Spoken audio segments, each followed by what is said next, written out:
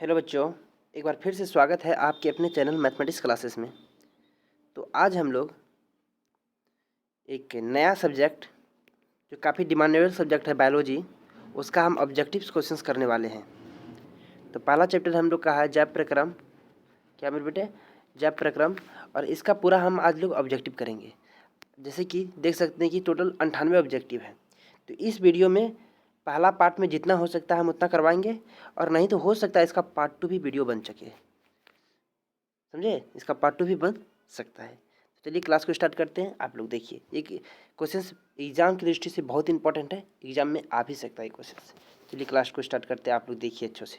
पहला क्वेश्चन क्या कह रहा कि पौधे में वाष्पोत्सर्जन किस भाग में होता है? आप लोग जानते हैं वाष्पोत्सर्जन क्या होता है? वाष्पोत्सर्जन क्या होता है? जैसे मान के चलिए कोई पेड़ है, इसमें क्या करता है, जो पत्ते जो पानी जाता है, पानी ऊपर जाके आने में फिर वाष्पोत्सर्जन होने की जो क्रिया होती है, वही वाष्पोत्सर्जन। जैसे मतलब जो पत्ता होते हैं, जो लीफ जो पत्ता होते हैं, वही वाष्पोत्सर्जन की क्रिया करते हैं। तो जानते हैं कि आप लोग सन हो गया, सूरज से रोशनी लेते हैं, और वही यहाँ पर पत्ता में एस्ट्रोमा होता है, एस्टोमाटा। एस्टोमाटा वहीं पर वाष्पोत्सर्जन की क्रिया होती है। समझे? पत्ता होगा इसका आंसर। चलिए आगे चलते हैं आंसर से। अब क्या, मानव शरीर में उपस्थित यूरिया की, क्या कह दिया कि मानव शरीर में उपस्थित यूरिया की सामान्य मात्रा होती है।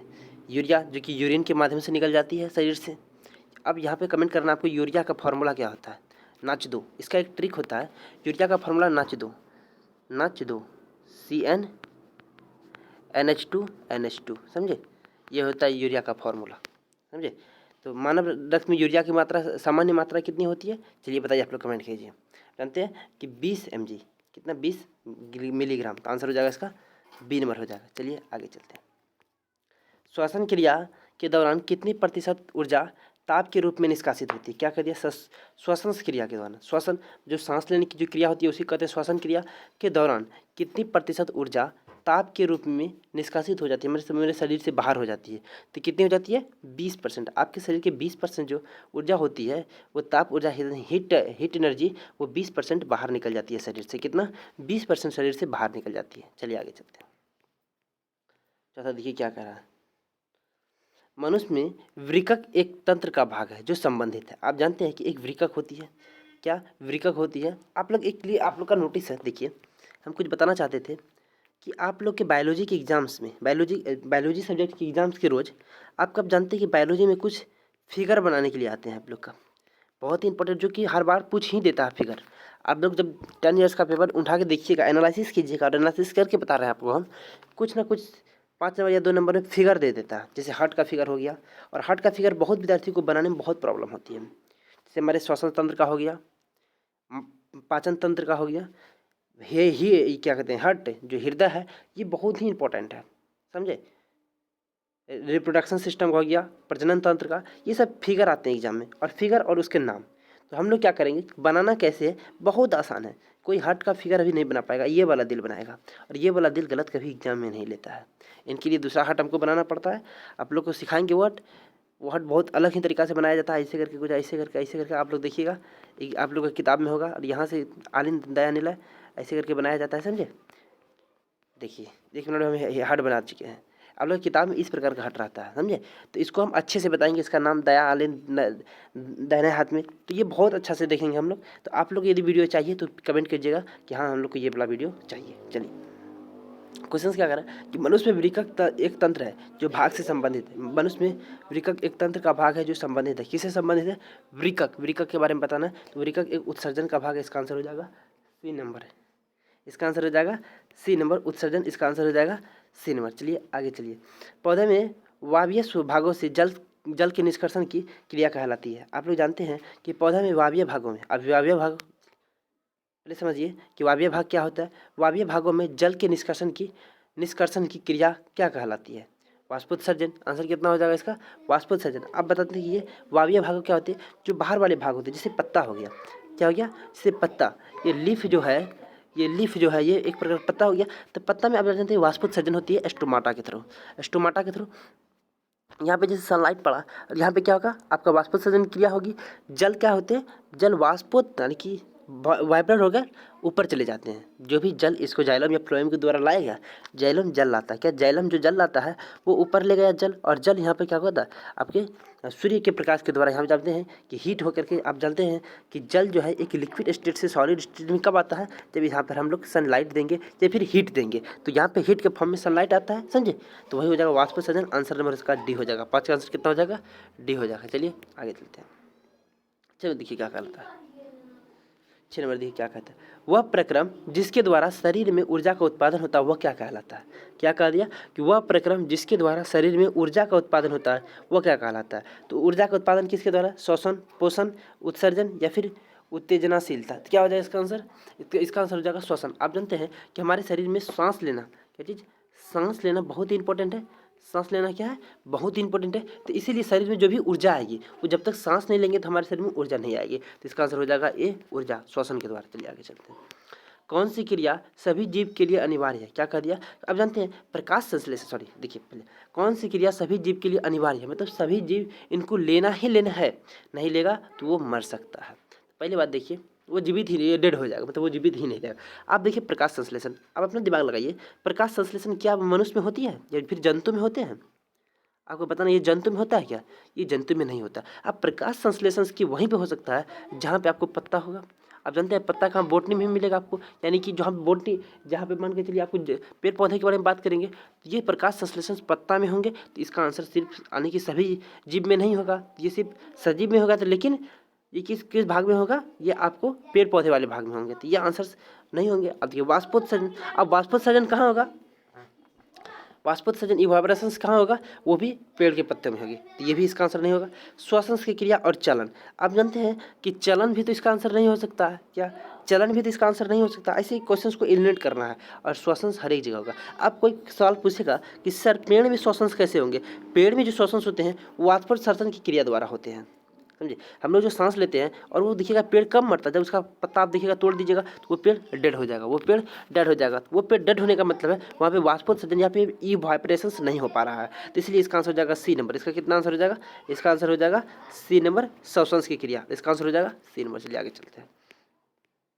बताइए मैग्नीशियम पाया जाता है। अब बहुत इंपॉर्टेंट क्वेश्चन है, यही क्वेश्चन समझ आइए कि आपको कोई कॉम्पिटिटिव एग्जाम्स में पूछा जाता है कि मैग्नीशियम किस में पाया जाता है। तो ये बताइए मैग्नीशियम किस में पाया जाता है, बताइए।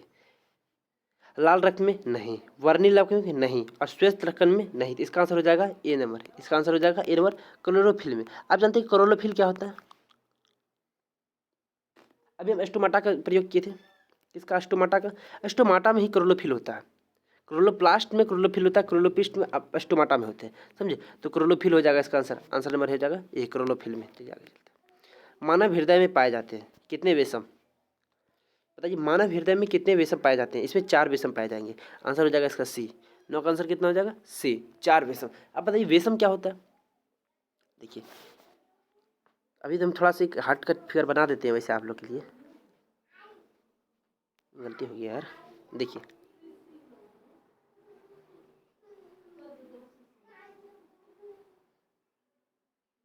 इनको ऐसे करना है, ये हो गया आपका हार्ट। एक मतलब रफ हार्ट बनाया है, अभी इतना अच्छा भी नहीं बना है ये हार्ट। ये हार्ट हो गया आपका। हार्ट में क्या होता है ये देखिए, अब हम इसका नाम भी हमको पता है।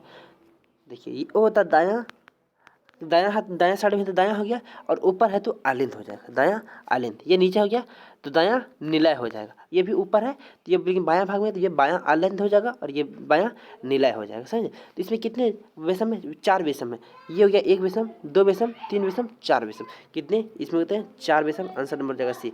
आपको साइंस का, आप लोग कमेंट कीजिएगा कि आप लोग को साइंस का थ्योरी वाला पार्ट का क्वेश्चन मिलेगा, थ्योरी करवाया जाए कि नहीं, सिर्फ ऑब्जेक्टिव करवा के छोड़ दे, या फिर थ्योरी होगा कि नहीं होगा आप लोग का। यदि आप लोग का डिमांड है कि सर थ्योरी भी हमको पढ़ाया जाए तो थ्योरी का भी क्लास मिलेगा साइंस का, आपको 10th का भी मिलेगा और 12th का भी मिलेगा, समझे। चलिए आगे चलते हैं। प्रकाश संश्लेषण द्वारा किसकी प्राप्ति होती है। तो इसका आंसर कितना हो जाएगा, 4 वेशम। चलिए 10 नंबर का बताइए। प्रकाश संश्लेषण द्वारा किसकी प्राप्ति होती है। आप जानते हैं कि प्रकाश संश्लेषण द्वारा वसा तो नहीं, प्रोटीन नहीं, ग्लूकोज नहीं, प्रकाश नहीं। अब देखिए वसा फैट तो नहीं आ सकता इससे। आप जानते हैं फैट हमेशा मिनरल से ही आ सकता है कोई पेड़ में। प्रोटीन, अब प्रोटीन भी तो नहीं आएगा प्रकाश संश्लेषण फोटोसिंथेसिस के द्वारा, क्योंकि प्रोटीन्स होते हैं शरीर के कुछ सॉरी शरीर तो अलग बात हुआ कि पेड़ में किस फायदे से आएंगे, ये मिट्टी से प्रोटीन उसको मिल सकता है, लेकिन या तो फिर शरीर की बात करेंगे, शरीर में फोटोसिंथेसिस होगा ही नहीं, प्रकाश संश्लेषण होगा ही नहीं। तो ये अब देखिए प्रकाश, आप जानते हैं कि प्रकाश संश्लेषण बिना प्रकाश के कारण होगा ही नहीं, तो प्रकाश संश्लेषण से क्या प्रकाश मिलेगा, नहीं मिलेगा, अब ग्लूकोज मिलेगा इससे। इसका आंसर हो जाएगा सी, इसका सही आंसर हो जाएगा ग्लूकोज। आप ग्लूकोज का फॉर्मूला बताइए, C6H12O6, ये हो गया आपका ग्लूकोज। इसी प्रकार से एक फ्रुक्टोज होता है, एक फ्रुक्टोज होता है, आपको फ्रुक्टोज का भी फॉर्मूला सेम है, क्या है, फ्रुक्टोज का भी फॉर्मूला सेम है, जो प्रकाश सॉरी ग्लूकोज के फॉर्मूला के बराबर होता है। आप बताइए ग्लूकोज का स्वाद कैसा होता है, ग्लूकोज मीठा होता है, समझे। इतने यहाँ क्वेश्चन, चलिए आगे चलते हैं, इसका आंसर ग्लूकोज हो जाएगा। चलिए 11 बताइए, कोशिका झिल्ली किस प्रकार की झिल्ली है, आपको बताना है, ये पारगम्य है कि अर्धपारगम्य है कि अपारगम्य है या इनमें से कोई नहीं। तो इसका आंसर हो जाएगा आपको अर्धपारगम्य झिल्ली, अर्धपारगम्य झिल्ली, आंसर नंबर हो जाएगा सी, अर्धपारगम्य झिल्ली। 11 हो जाएगा सी, 11 कितना आंसर हो जाएगा, सी हो जाएगा। चलिए आगे चलते हैं।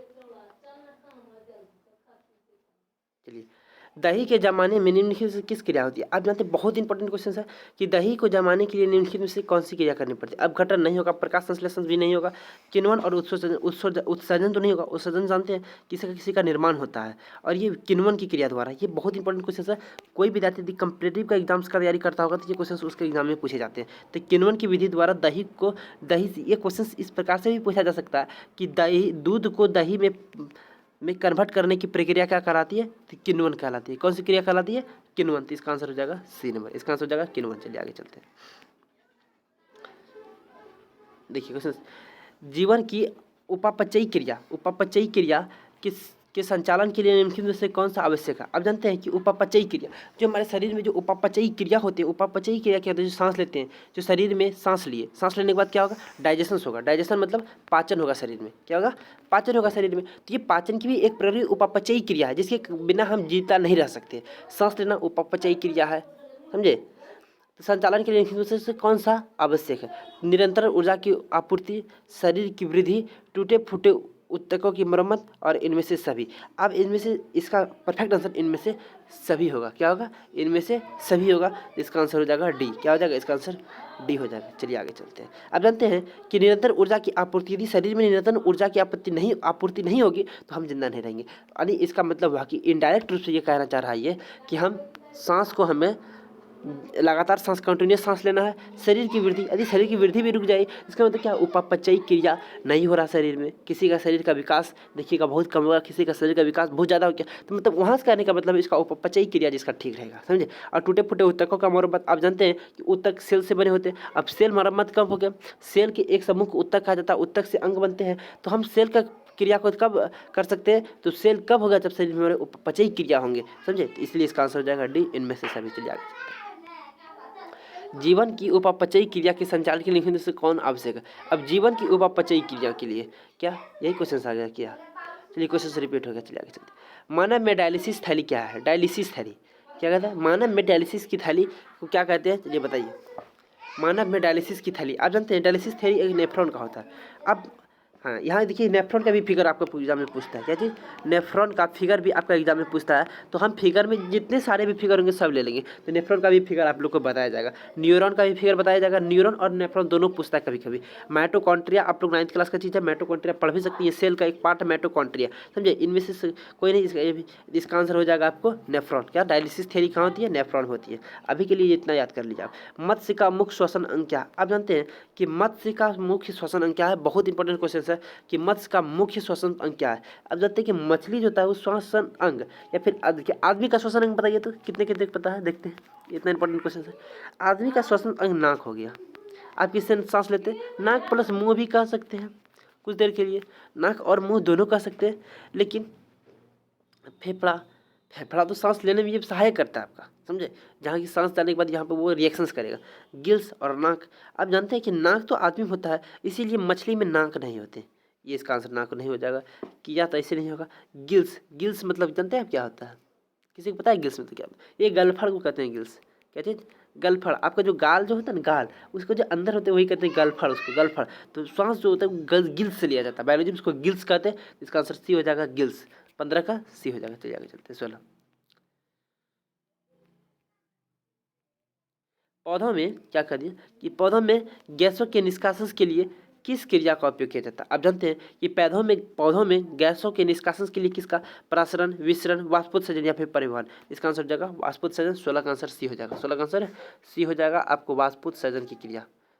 सॉरी विसरण होगा, गलत सवाल। विसरण क्या चीज, विसरण। इसका आंसर बी हो जाएगा विसरण। समझे, चलिए आगे चलते हैं।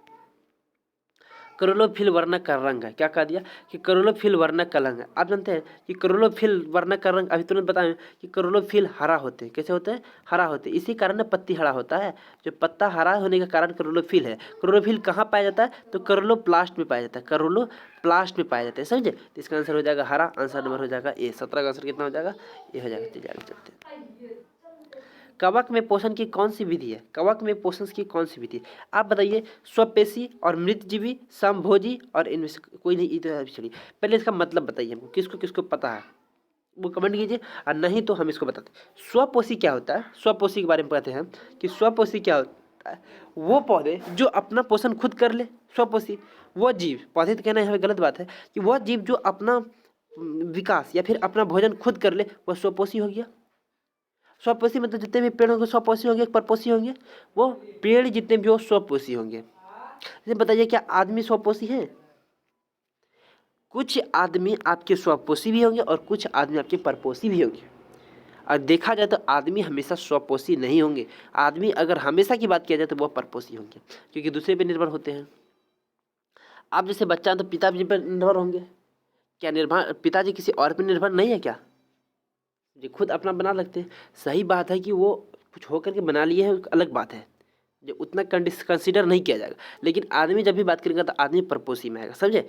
इसीलिए इसका आंसर हो जाएगा कवक में, सॉरी इसका आंसर नहीं, स्वपोषी हो जाएगा। जितने पेड़ हैं सब पोषी कर, स्वपोषी। अब मृतजीवी, अब बताइए मृतजीवी क्या होता है। मृतजीवी वो होता है जो आदमी मरे हुए लेकिन फिर भी अपना जीव कर रहे हैं, तो ये मृतजीवी। समभोजी, समभोजी हो गए, कुछ पेड़ होते हैं जो समभोजी होते हैं। इसका सही आंसर हो जाएगा आपको 18 का। ये बताइए मृतजीवी, ये कवक जो है एक प्रकार का मृतजीवी पोषण करते हैं। इसका आंसर हो जाएगा बी, मृतजीवी। कवक जो है, अब जानते हैं फंगस ये कवक है, तो कवक क्या करता है, ये मृतजीवी है। तो इसका आंसर हो जाएगा बी। तो इसका आंसर क्या हो जाएगा, मृतजीवी। चलिए आगे चलते हैं।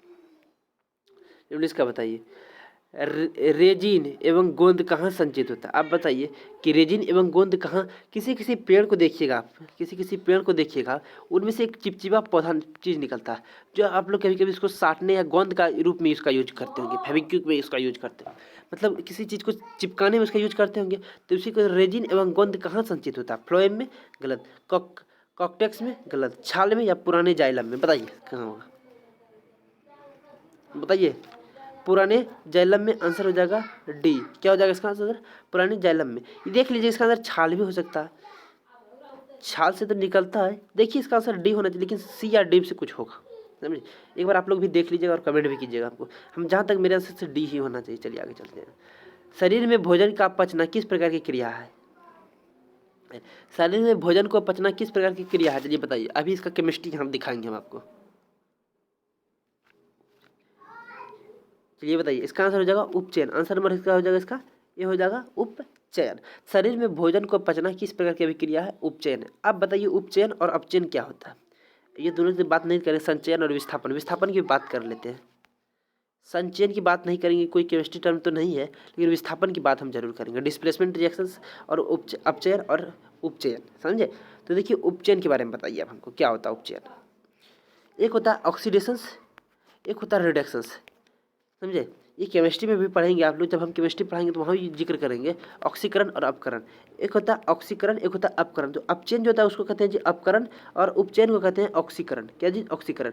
इसमें होगा कि ऑक्सीजन का संयोग होगा, यानी ऑक्सीजन आके जुटेगा और हाइड्रोजन का निष्कासन होगा, समझे, हाइड्रोजन का निष्कासन होगा। और अपचयन में क्या होता है कि ऑक्सीजन का निष्कासन होता है और हाइड्रोजन आके जुटते हैं, समझे, इसी कहते हैं। चलिए तो इसका आंसर हो जाएगा उपचयन।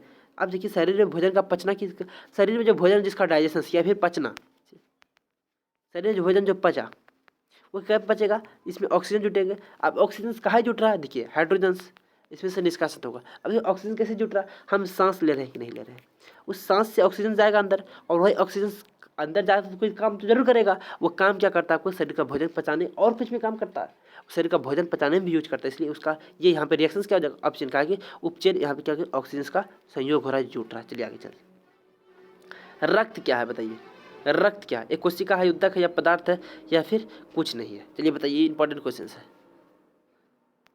चलिए रक्त क्या है, क्वेश्चन पूछा है कि रक्त क्या है। आपको बताना है कि ब्लड एक प्रकार का टिश्यू है। क्या है? टिश्यू है। ये कोशिका नहीं है, एक प्रकार का टिश्यू है। इसका आंसर हो जाएगा बी। ब्लड क्या है? ब्लड एक प्रकार का ऊतक है। तो इसका आंसर क्या हो जाएगा? ऊतक। अब किस प्रकार का ऊतक है या क्लास में देखेंगे हम लोग, लेकिन एक प्रकार का ये ऊतक है, समझे। चलिए आगे चलते हैं। निम्नलिखित में से कौन उत्सर्जी अंग? उत्सर्जी अंग का कहने का मतलब जो हमारा एक्सट्रैक्शन करता हो, मतलब जो कुछ चीज बाहर निकलता है शरीर का, वृक्क एक्सट्रैक्शन अंतर है क्या? अग्नाशय है क्या? आंख है क्या? इनमें से कोई नहीं। अब देखिए, अग्नाशय तो नहीं होगा और आंख भी नहीं होगा। इसका आंसर है अग्नाशय पेट के अंदर होते हैं और आंख भी शरीर में होते हैं। क्या आंख कुछ निकालता है क्या? कोई कहेगा सर आंसू तो निकालता है ना, आंख आंसू निकालता है, लेकिन वो जन्म तो नहीं देता है ना आंख आंसू को। तो इसलिए इसका आंसर आंख भी नहीं होगा, अग्नाशय भी नहीं होगा। इसका आंसर वृक्क होगा। आप जानते हैं जो टॉयलेट करते हैं जितने भी, या फिर यूरिन निकालते हैं, क्या जी, यूरिन निकालते हैं, तो ये वृक्क ही जो होता है कि शरीर से टॉयलेट या यूरिन को निकालने का आपका काम करता है। तो इसका आंसर हो जाएगा ए, वृक्क। 22 का ये हो जाएगा। क्या हो जाएगा? 22 का आंसर ए हो जाएगा, वृक्क। 22 का कितना आंसर हो जाएगा? वृक्क। चलिए चलिए आगे चलते हैं। रक्षी कोशिका पाई जाती है, बताइए रक्षी कोशिका क्या होती है? रक्षी कोशिका पाई जाती है, बताइए कहाँ पाया जाएगा? रक्षी कोशिका पाई जड़ में, पत्तियों में, फूल में, या फलों में? बताइए कहाँ पाया जाएगा? तो इसका आंसर हो जाएगा पत्तियों में। आंसर नंबर हो जाएगा बी। चलिए आगे चलते हैं। इथाइल अल्कोहल किस प्रकार का के श्वसन में बनता है? इथाइल अल्कोहल, कौन सा अल्कोहल? इथाइल अल्कोहल किस प्रकार के श्वसन में बनता है? चलिए बताइए। इथाइल अल्कोहल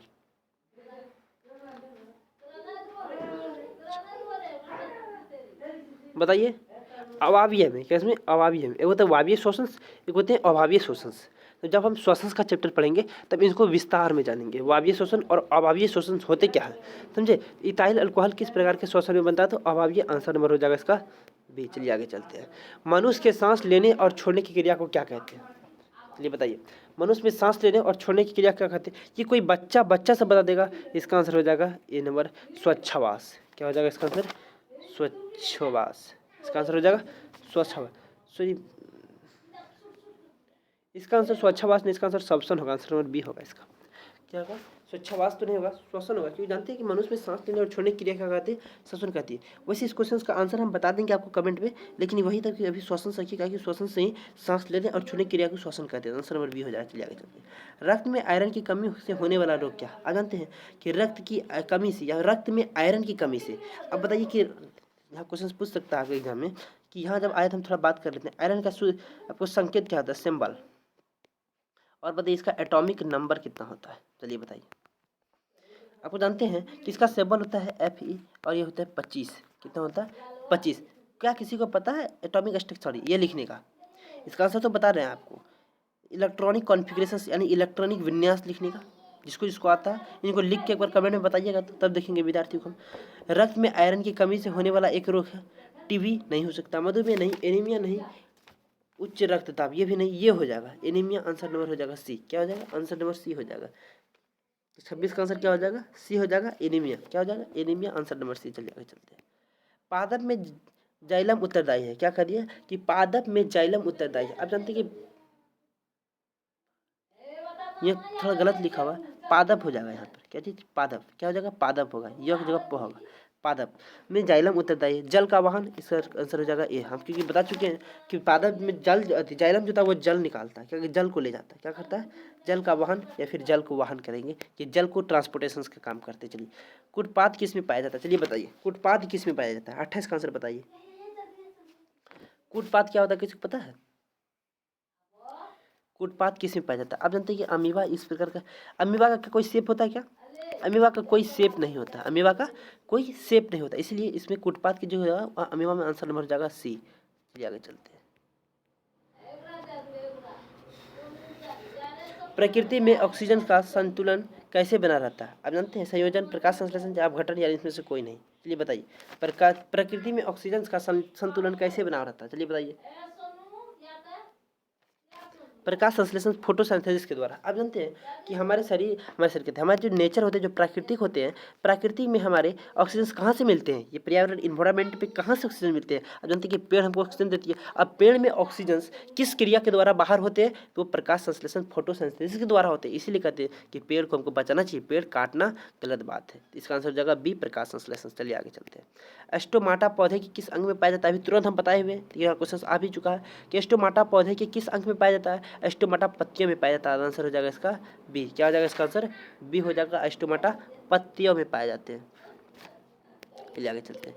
मानव हृदय का औसत प्रकुंचन दाब कितना होता है? आप जानते हैं प्रकुंचन दाब क्या होता है, किसी को पता है? डायलिसिस तो नहीं, प्रकुंचन दाब कितना? 120 हो जाएगा इसका आंसर। 31 का आंसर कितना हो जाएगा? 120। ये हाई ब्लड प्रेशर हो गया, ये हाई ब्लड प्रेशर यानी बीपी हो गया, ये समझे, बीपी के दाब। इनमें से कौन सा प्रकाश संश्लेषी अंग है? प्रकाश संश्लेषी अंग है, चलिए बताइए। अंग पूछा, अंग, पत्ती, स्ट्रोमा, ग्राना या फिर हरित लवक, कौन प्रकाश संश्लेषी अंग? जब अंग की बात करेंगे तो किसका हम देंगे प्रेफरेंस आंसर में? चलिए बताइए। पत्ती हो जाएगा इसका आंसर। क्या हो जाएगा? पत्ती हो जाएगा। इसका आंसर कितना हो जाएगा? ए हो जाएगा। पत्ती में, क्योंकि प्रकाश संश्लेषण जो था वो पत्ती में होता है।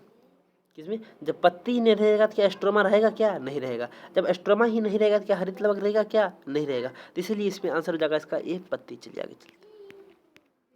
वाष्पोत्सर्जन कैसी प्रक्रिया, बताइए। वाष्पोत्सर्जन कैसी प्रक्रिया? शारीरिक, भौतिक या रासायनिक या प्राकृतिक? ये और डी तो नहीं होगा, होगा तो यही दोनों में से कोई होगा। आप बताइए कि फिजिकल और केमिकल रिएक्शंस। चलिए बताइए, वाष्पोत्सर्जन कैसी क्रिया? आप जानते हैं कि वाष्पोत्सर्जन इवोपरेशंस में क्या होते हैं कि जल जो होता है लिक्विड स्टेट से आपको लिक्विड से आपको गैस स्टेट में जाता है। क्या इस स्टेट को हम फिर रिवर्स कर सकते हैं क्या? बताइए तो, कोई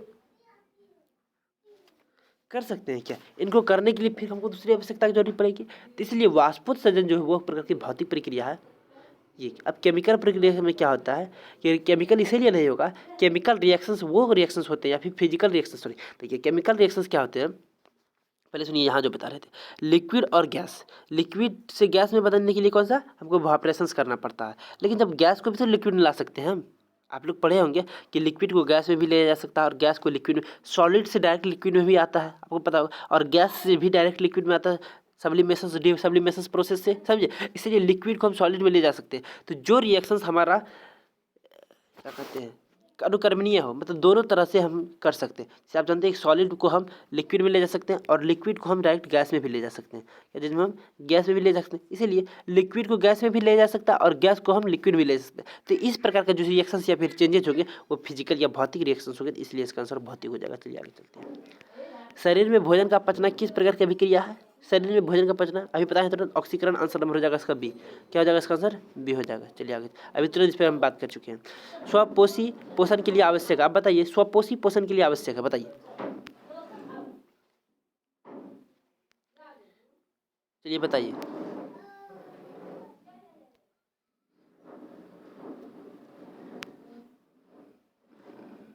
स्वपोषी पोषण के लिए आवश्यक है, आपको पता है कि स्वपोषी पोषण के लिए आवश्यक है क्लोरोफिल, कार्बन डाइऑक्साइड तथा जल, सूर्य का प्रकाश, उपयुक्त सभी। तो इसका जो परफेक्ट आंसर होगा उपयुक्त सही, क्योंकि स्वपोषी होने के लिए सबसे पहले मतलब खुद अपना भोजन बनाना होगा। तो खुद अपना भोजन बनाने के लिए कार्बन डाइऑक्साइड और जल ये तो जरूरी है।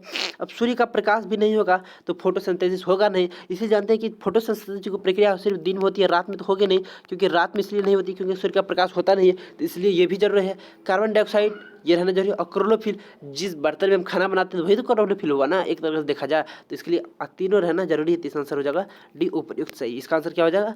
उपयुक्त सही। चलिए आगे चलते हैं। पायरुवेट के विखंडन के लिए कार्बन डाइऑक्साइड का जल तथा ऊर्जा देना यह किस प्रकार की प्रक्रिया है? चलिए बताइए।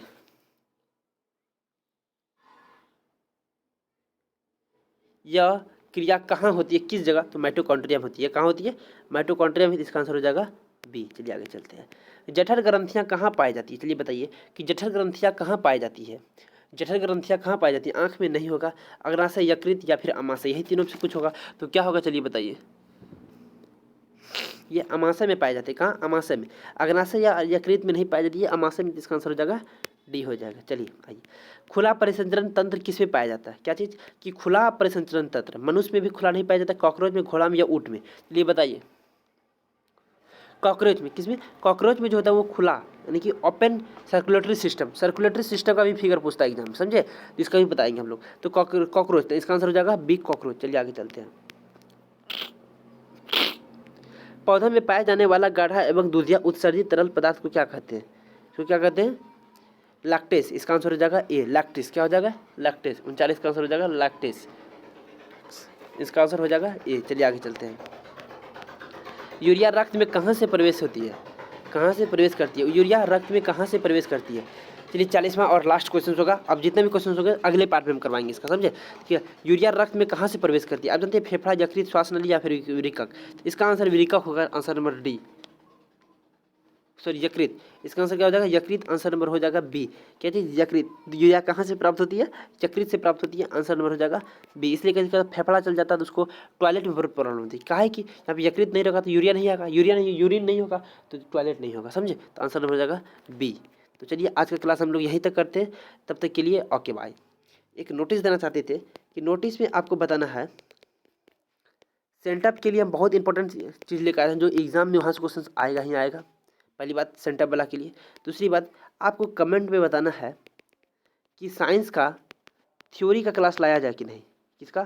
थ्योरी वाला क्लास आया कि नहीं, लाया जाए कि नहीं लाया जाए। यदि आप लोग बताइएगा कि सर साइंस का हमको थ्योरी का भी क्लास चाहिए और एकदम भन्नाट तरीके से देंगे, एकदम अच्छे तरीके से, जहाँ पे कि एग्जाम में उसका क्वेश्चन थ्योरी में पूछेगा ही पूछेगा और आएगा ही आएगा क्वेश्चन जहाँ से पढ़ाएंगे। क्योंकि आपके सर जो है वो एग्जाम में 85% मार्क्स लाए हुए हैं, समझे, बिहार बोर्ड में। इसीलिए टेंशन नहीं लेना है। जो भी कंटेंट मिलेगा एकदम रिलेवेंट क्वेश्चन मिलेगा, रिलेवेंट कंटेंट मिलेगा, इरेलीवेंट कुछ नहीं होगा हमारे चैनल पर, समझे? वो एग्जाम्स की दृष्टि से बहुत इंपॉर्टेंट होगा और एग्जाम में आने का भी चांस रहेगा। तो इसीलिए हमारे चैनल को सब्सक्राइब, लाइक, शेयर, सब्सक्राइब करें और हमें सपोर्ट करें। चलिए थैंक यू, आज के लिए इतना ही। मिलते हैं अगले वीडियो में। जब तक के लिए ओके बाय।